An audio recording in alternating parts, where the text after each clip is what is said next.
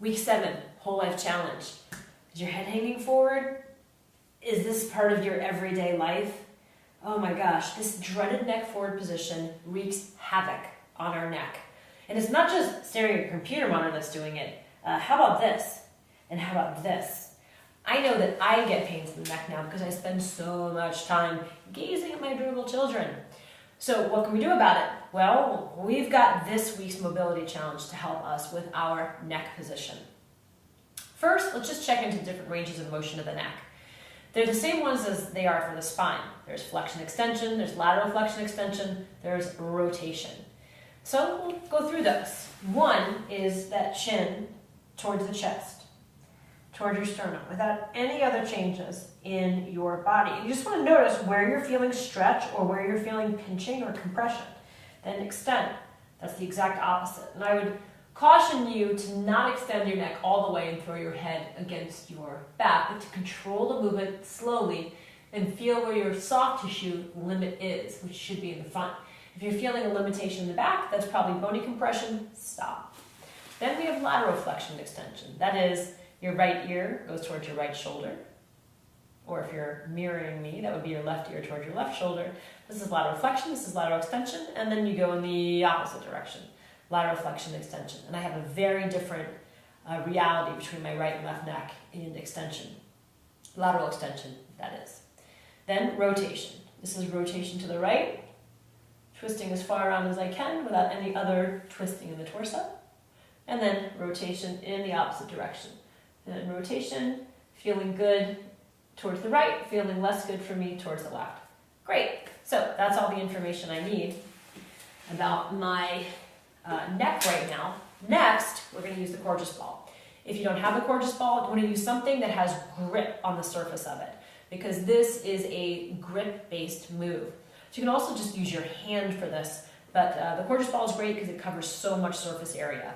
You want to bring the Coregeous ball between your jaw and the front of your chest, and you'll push the ball into the neck and slowly pivot the head towards the right while the ball tracks the soft tissues towards the left.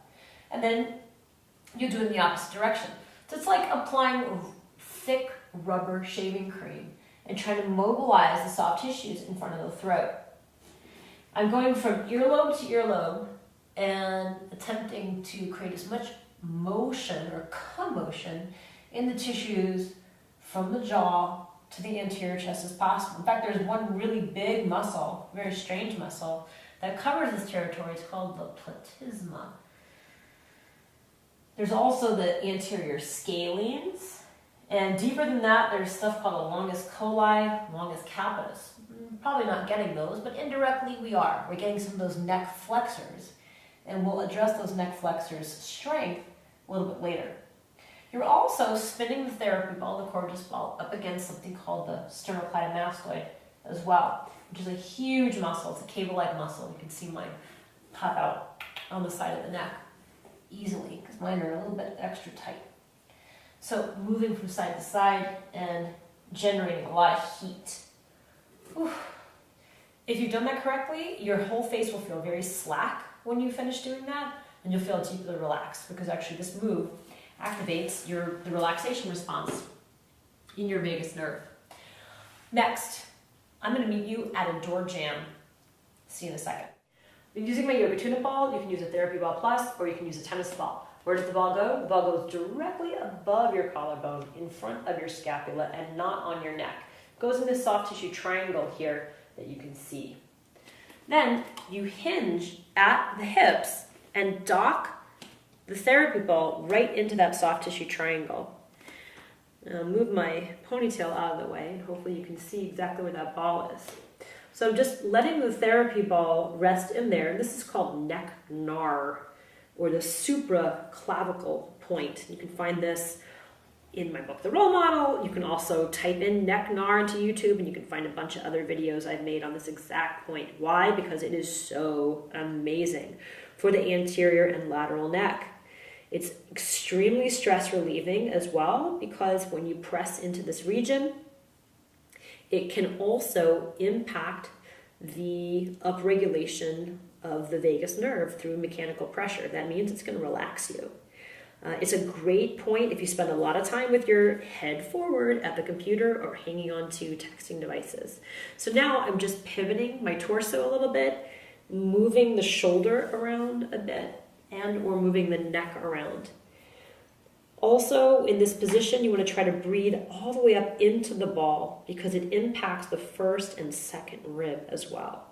So you would stay there anywhere from 2 to 5 minutes. I'm only just giving you a little sample of this, and then go to the other side. So you just change your position on the door jamb, dock the ball into that supraclavicular place, and it might get a little dark in here, folks. So not well lit, but boy does it feel good in the dark side of my neck now. I'm definitely lighting up this region that tends to be extremely tonic from all the things we do to hold, carry, the weight of the world, which is your head, on your shoulders being misaligned. So slow motion movements, as we know, the slower you go, the more effective this work is for unlocking that muscle bracing. And once we unlock unconscious muscle bracing, then we can actually get to mobilize those intrinsic fascial tissues that are part and parcel of every single muscle cell on your body. The interconnected fabric is what we're after here, as well as the neural tissues. So locking in place, having a chance to get pressure into that first and second rib, which can tend to get elevated if we're always in a head forward position. All right, then coming out of that, and I'll meet you back in the center of the room. We've done our mobility, we've done our rollout. Now let's get a little bit of stability and strength in those tissues that we've released from the prison of neck forward position. So again, bring the Courgeous ball in front of the neck. This is for the deep neck flexors. You can also use a rolled up towel to do this. I'm going to pin my fingers here. Take a deep breath in. Hold your breath for a moment, and on exhale, curl your head up off the floor, bringing your chin into the Courgeous ball, activating those neck flexors. Inhale, lower. Hold the breath, and then find a way to impress the chin through the Courgeous ball, pressing into the sternum. Not using your abs, just using those anterior neck muscles. Breath in. Hold and contract.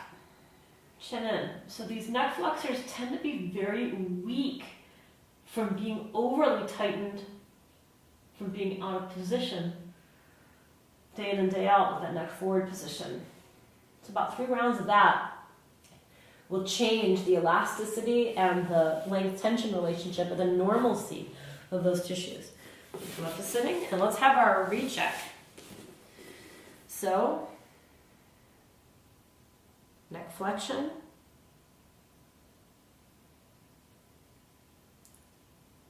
neck extension,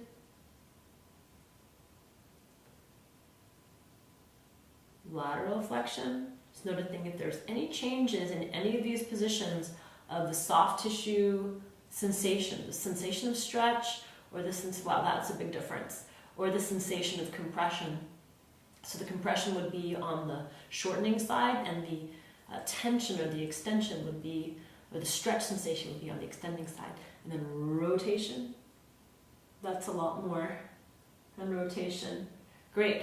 No more neck forward. Week 7, keep that forever. I promise you, as time goes on, as evolution goes on, and as computers get more and more icky for our body, you're going to need that neck. I'm telling you.